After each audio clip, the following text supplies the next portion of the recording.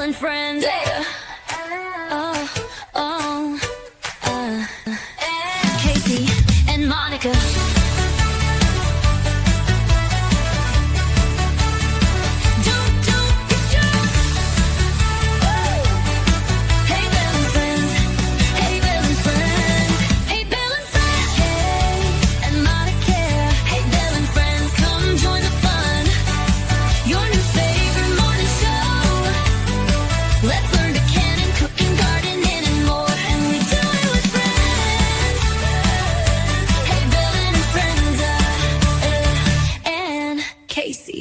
And Monica. Hello, everyone. This is Ann with Andale Homestead.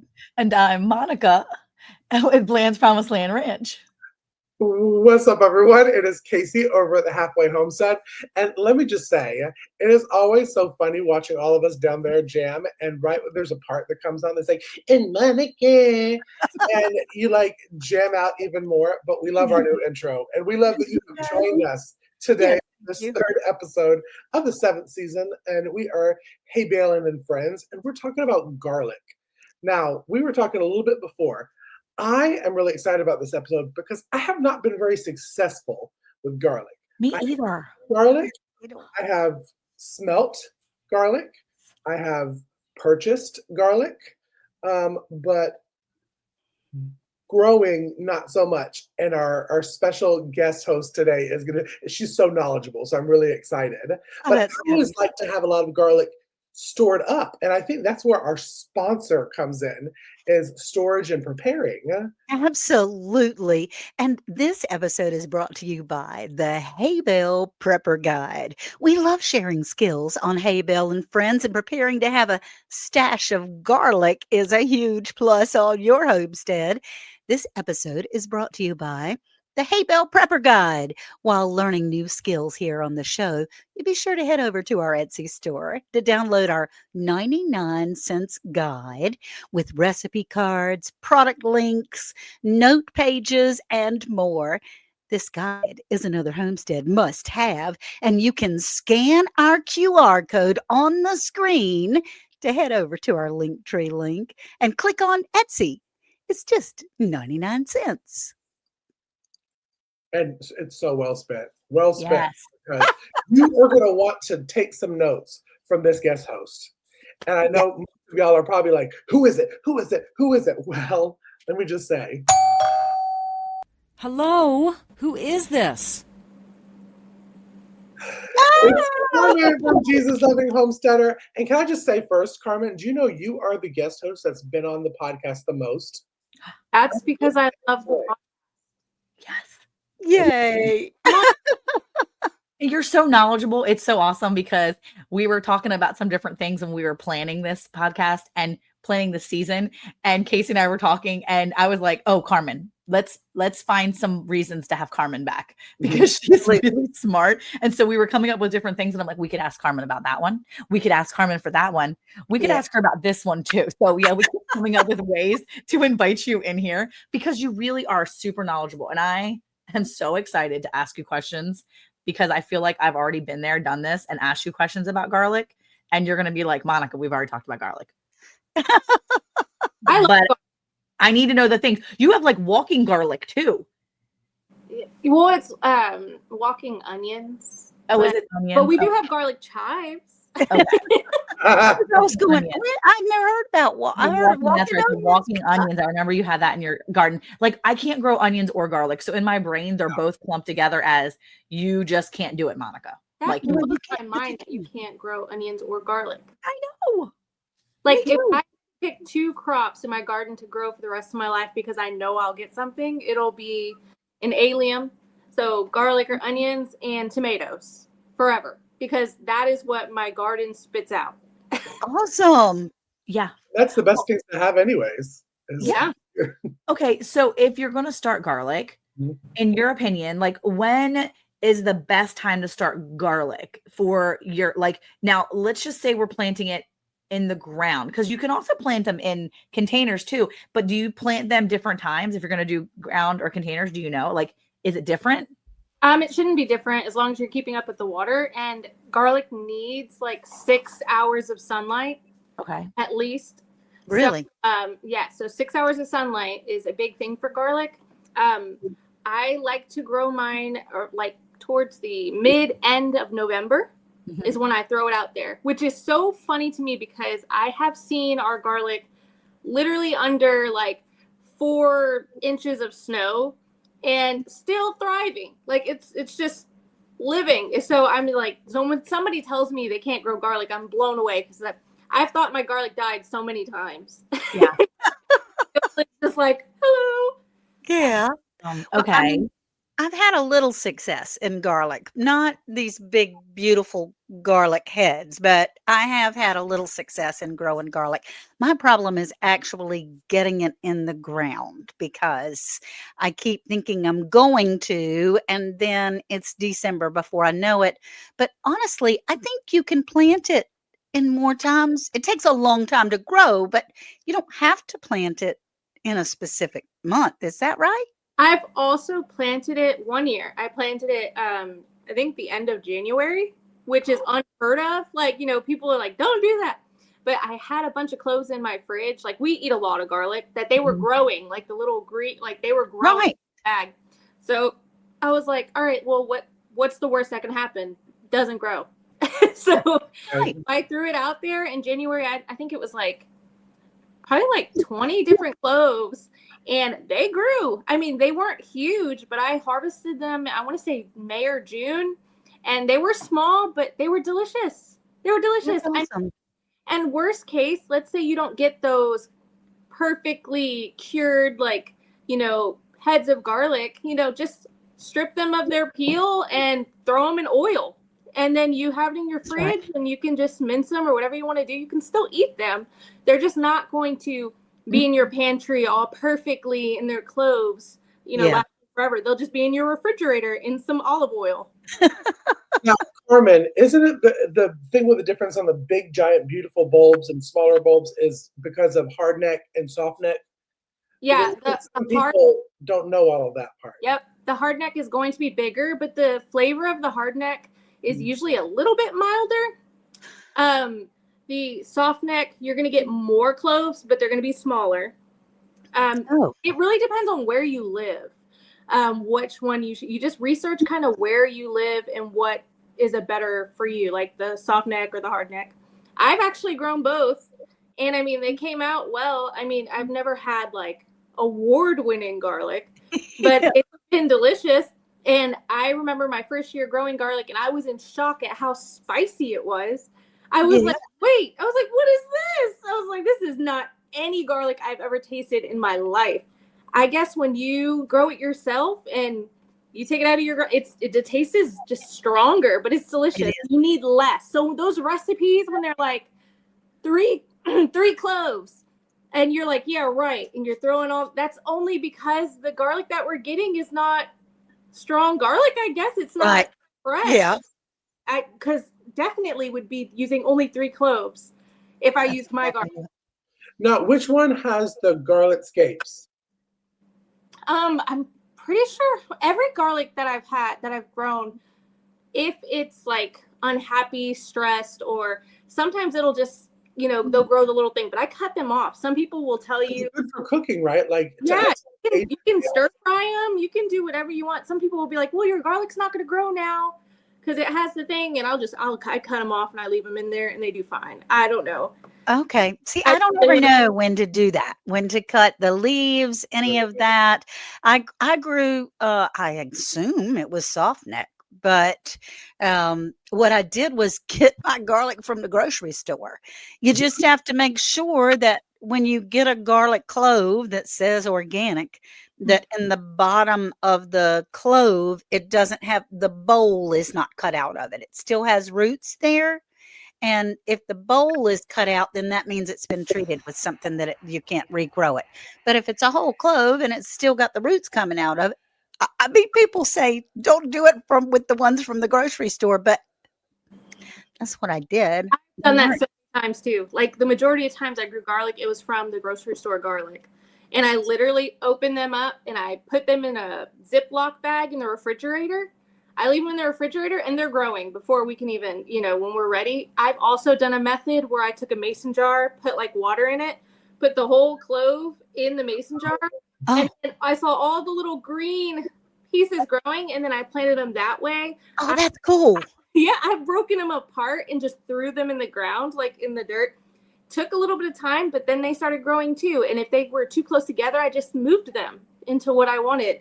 I mean, I've never had issues with garlic. It's so basically, me and Monica have got to get it together this year. And let me just say, I have all the intention this year, because I said this to Carmen before we started shooting, because I know that we're going to have our regular listeners that come in and try to come for me in the comments, because I was listening to an old episode that had the four of us. We had Carmen on, and we were voting on whether we were in-ground garden pro or raised bed garden. And me and Ann were like, no, in-ground, and you got to till it up in ground cover. Well, I have learned from Carmen about hugelkultur, and I have strictly done this year hugelkultur raised beds. So that's what I'm doing. So I have the best intention this year of doing some garlic. Whether they'll turn out, I don't know. Monica, do we have the same intentions? I think we do. I think that I'm going to try both, actually, because I have a raised bed that has space.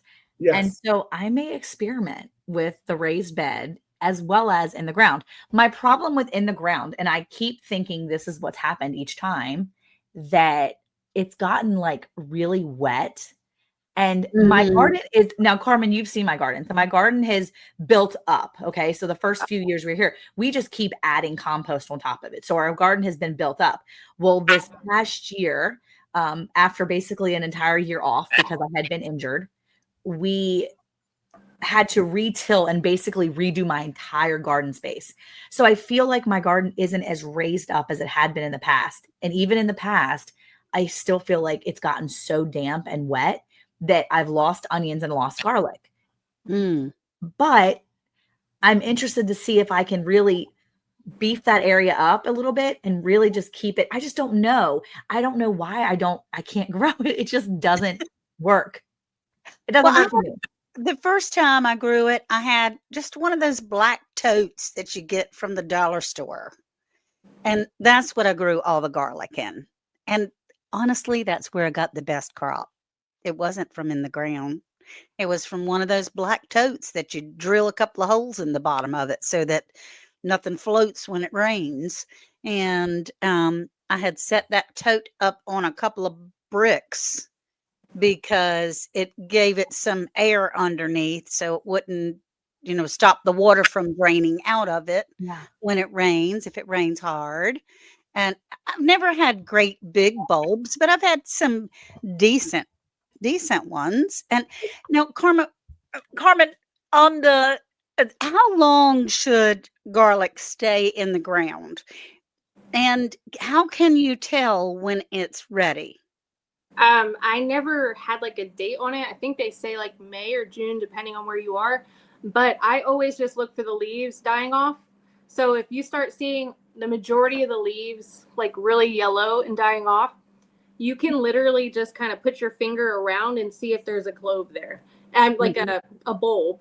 And if there is, you just gently take them out, because you don't want to pull, because again, the stem is dying off. So you might end up risking it just staying in there and being hard to come out. And you want some of that stem if you're going to cure it and keep it in there. So I really just wait till the leaves are have died off. Okay. Now, it grows, I mean, yes, it's under the ground, but I was told in order to have the larger heads or bulbs, you do have to take your fingers and kind of dig around as it's peeping up through the ground. Do you do that? I've never done that with garlic, but I do that with my onions every year. Every single year I do that with my onions, and I've seen it because there was a specific year that I just was like, I don't have to do that. Maybe that's some like farmer's tale or something. I was really busy that year. I got the worst onions I've ever gotten. I got onions. Okay. They were nowhere near the onions I was used to. I didn't even cure them like I did the other ones. They were just, I don't know, like they were small, and I was so bummed. So I always with onions do that. But garlic, I haven't. You just need some good soil, like fluffy soil for garlic. Even if you just take, I don't know, make a mound that's like 3 foot by 6 foot. Just get a good mound there with some fluffy soil. Then you can plant your garlic there. You don't need a ton of space for garlic. Right. So, I mean, you think about all the hard work we already do in our garden, like all of the additives and the compost and the fertilization, just everything. Garlic doesn't need much. It just wants fluffy soil because it is a root, veggie. So it's going to grow underground. So just make sure your soil's nice and fluffy for it. And I can definitely see, Monica, how it's gone down and that not working for garlic or onions because they need that fluff there. They need at least, I want to say, let me see, probably at least 6 inches. Yeah. So I feel like because our ground has always been, it's gotten higher and higher. Well, Eric, of course, we tilled this year. And after a very failed no-till season that ended up turning into a no garden season, it was basically an entire it was like 18 months of basically zero gardening. I tried and it was kind of nothing. And it was really just it was a really rough 18 months or so. So the garden kind of had this freshness to it. And so he tilled everything. I mean, just everything you could possibly get. Even potatoes that I told him not to till, he tilled up. Okay. But Funny. there's a space for it. The ground is definitely harder now over the summer because there's a big space that's been just growing grass. So we're almost going to have to fluff that area up again. But my thought is, why not do the area where I would normally grow like my onions and stuff in, kind of grow an area of onions and garlic, kind of separate, but still enough. And then be able to kind of monitor that through the winter when other things are dying off and not growing, but then also planting some in my raised garden area, in my raised bed, and even maybe a protein tub. Because I kind of want to experiment a little bit. I mean, I've got the kids homeschooling, so why not experiment? Why not try, a protein tub with drainage holes and then try the, Vigo garden raised bed that I have that have the automatic watering, the water system thing. And then I could try in ground and see which ones work. But if I plant them all at the exact same time, it might be better.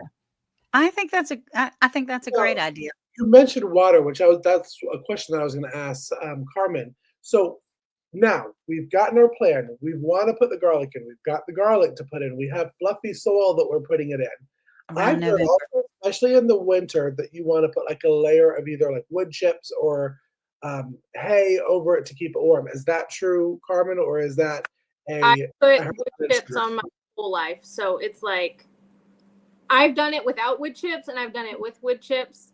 I mean, either way, I got garlic. I mean, I never had an issue. I also because garlic is so, the cloves are so small and you don't need that much space. I've also scattered cloves all around the garden, all over the place in random places. And then once it was the season to grow the other things like tomatoes and stuff, I just put them around whatever I put the garlic in. And I've had great results in different areas, but I've definitely had better results with the areas with more sun. So if you do not have sun, you're not going to have the best garlic. I've seen that with me. I've seen when I scattered them, I got the greens, which the greens are also delicious. Yeah, they are. So I don't want you guys to think, I didn't get my bulb. So this is just a waste. No, the greens are delicious and you need to harvest those, dehydrate them, whatever you want to do, because they're also good. And you can also infuse them in oils too. Now, what about water? So are we saying that garlic is kind of the one, when you have squashes, when you do the summer squashes or the winter squashes, squash it soaks up the water, water. Is garlic the same way? Are root vegetables that same way? Or is it kind of one of those water it once a week? I'm pretty careful with how much water I use because it's underground, especially if you're using mulch, because garlic will rot if you put too much water. Feel it, make sure it's not super wet or anything. I don't water much. I don't think I watered at all. Yeah, they did pretty good for me too. I don't do much water. And what I did, Casey, also as far as covering them, because we have leaves beyond leaves in our yard. I mean, they are the bane of worst existence, trying to keep the leaves out of the yard. But it was very nice to be able to have them at the time because I can put all my things to bed for the winter. I covered them up with leaves, kind of a thick layer of leaves. I just covered them up with leaves, and the leaves hold moisture as well. So I put them bad boys in the dirt, put some leaves on top, and I don't think I touched them again until the spring. I mean, really, I'm not real sure I. See, this is the kind of plants that I like sometimes when it's like, oh, wait, I put garlic and onions in the ground? Yeah. Let me go check. I mean, you see these, sprouts coming up, and you go, "Oh, that's cool. They'll die soon because I'm not looking after them." And then suddenly it's spring, and you go, "Oh, I have some garlic." And you get no insects on garlic. Like Yeah. I've never seen one insect on my garlic, not one. Mm. I have had some curlicues, I don't get those, I guess. the little curly bugs, curlicues, but nothing. I'm wondering if that's why mine haven't really done well in the soil, because I feel like I have always rushed to plant them in like October. And I think because because I've been told in the past by people you should put it in October. The problem is that where we live in Texas, October is like the rainy season. Like, Right. and I know this because we move cattle in September and November. We don't dare wait until October to move cattle from one pasture to another, because if we do, we will inevitably not be able to do it because it's so wet. It's like this season of monsoons that roll in, they saturate everything, and it's like a week. And then it's dry for like a second, and then it's raining again. Like, this is the time, like October is when you collect water in Texas for your next year. Oh, But gosh. I feel like I have put them in the ground in October. And now that you're saying that, Carmen, like putting them in the ground in November, because we're not going to get a hard freeze until like the end of November, usually. That's great. So as long as it's in the ground before my hard freeze, I'm good. Right? I've always done mid-November, mid to the end of November. I mean, I've always. And Yeah, I've never, because I'm usually outside covering my peppers all the way till like this first week of November, second week of November. I'm pulling them by the root. Like, I got to get these puppies in so I can preserve everything left. Yeah. So when I'm pulling those things out, because they're not going to be able to be covered enough to live, that's when I want to put my garlic in the ground. that's what I would do. And Okay. like I told you, I mean, after the freezes that we've had, I know people make fun of us Texans, for the snow that we get, the 4 inches or No, whatever. but you and I know what East Coast freeze is like. We know what real cold is like, because these two live in the southern East. We lived in the actual like upper East Coast area where it got real snow. We got like feet of snow on the ground. Yeah. Yeah. No, we We know what it's like. But yeah. All of us 8A. What zone is everybody in? I know 8A. that. Uh-huh. We're- I think they just changes to B, but it's like one of those weird things. Like, we Okay. were like A, and then like a minute later they were like, no, you're B now. Yeah, they said that to me too, but I think, it's zone 8 anyway. Yeah, it is. But yes, so the freezes. So I want to get my garlic in around the freeze time. That's kind of the gist of what I'm gathering from Carmen. I'm just going to wait until she posts on her Instagram that she's planting garlic, and then I'm going to go get my garlic and do it. I'll be like, "Oh, Carmen's planting garlic on Facebook. Got it." Well, and I've noticed that because we have that rain in October, like by November, our soil is nice. Like Yeah. I'll my soil in my raised beds, and I'm like, wow, and I'm like fluffing it up, and it's like it's just ready for garlic. Okay. So I also plant some of my onions around that time too. The majority of the time I plant them at the end of January, but I've had onions in the end of November, and they've done just as well. But you can put like a frost cloth or whatever over them. But I've had onions survive that too, or they'll die off a little bit, and then they'll come right back when it gets a little warmer. I mean, onions and garlic have always been so hearty for me and forgiving. Awesome. Now, why do you put that? I'm sorry, Casey. Well, I was just going to say we talked about growing it all the way to the spring, but I want you to ask your question because it sounds like it's a really good question on the Hmm. frost clock. No, I was just curious why she put it in a bag and put it in the refrigerator. Does it need to be, what is it called? Strategize, something. Does it need to be cold before it gets planted? I don't think so, but there was one year that I had cut up garlic cloves or something, or like peeled them or something, and I didn't use them all. And some of them were still had a little bit of peel on them, and I threw them in a Ziploc and just threw them in the fridge because I was going to cook with them eventually. Mhm. Ended up being in there for like 2 weeks or something, and they were growing. So I'm like, this seems to work. So Okay. So it says, vernalized, being vernalized, or vernalization is what it's called. And it actually says, I just looked up the word online. It must be vernalized if you live in a warm climate, maybe like Arizona, and you're trying to grow like a hardneck variety. So depending on what kind of variety is, you may have to put it in a closed paper bag in the fridge for a week or whatever she said with the cloves intact. And you'll see it starts to have that process where you need to make well, it that makes cold a sense. bit. That makes sense. I accidentally vernalized. Yeah. So that's what vernalization is what it's called. So We're still sharing and vernalizing here on the Hay Bale. But, okay, so we've gotten our garlic all the way to we're ready to harvest it, Carmen. So we've harvested. Now, what do we do to cure? What is the process of now? You've pulled your garlic and onions out of the garden. What do we do next so that it's storage It ready? depends. It depends. So I've harvested it to where it kind of yellowed off, but the stems were still kind of strong. But I've harvested it a little bit early because I knew rain was coming in the time that it would be almost like time to pick it. I do not like harvesting potatoes, onions, garlic, anything like that in the rain or when it just rained. It's muddy, it's gross, it's disgusting. So I was like, okay, well, it's going to rain next week. I'm just going to pull everything. They were almost there, but not quite. So what I ended up doing was I took them all out and I started braiding them. Have you ever seen that where people braid the garlic? So pretty. So it takes some time. I learned that the hard way. It takes some time. And when you think you are good at braiding, don't quite say that until you've braided garlic. I'm like, this takes some serious dedication, but it was beautiful and it cured amazing. So I braided them all. And then I actually put them on like this, it was almost like a cattle panel, but it's a smaller status, galvanized wire was in our shed. And I kind of just put it over that. I think I had like 6 braided little things. I put it over that.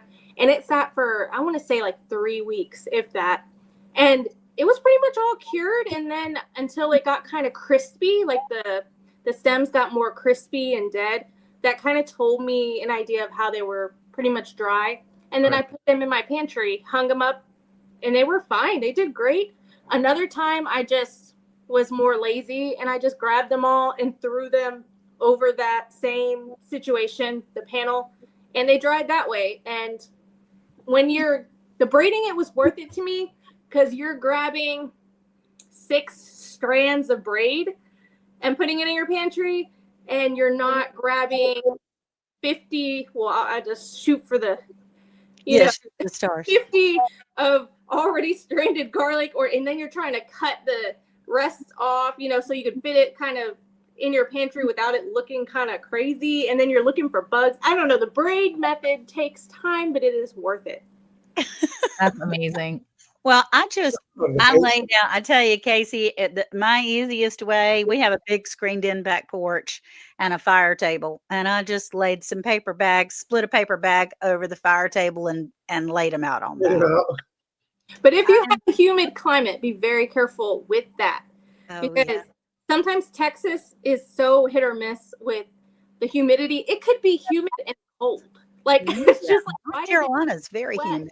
So it's like you can leave it on the newspaper because I've done this with onions.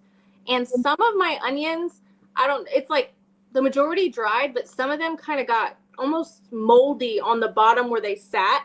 Ew. The newspaper. And that's scary because mold is one of those things where it's like, it's on these 4 did it touch the other ones around Yeah. it? It's kind of, and when you work so hard, you all know how hard we all work on our garden. And then you're over here thinking, yes, I have this crop. And then you go and you're like, oh, Yeah. mold. Yeah. Well, I was blessed because I didn't have that many, and thank goodness it didn't.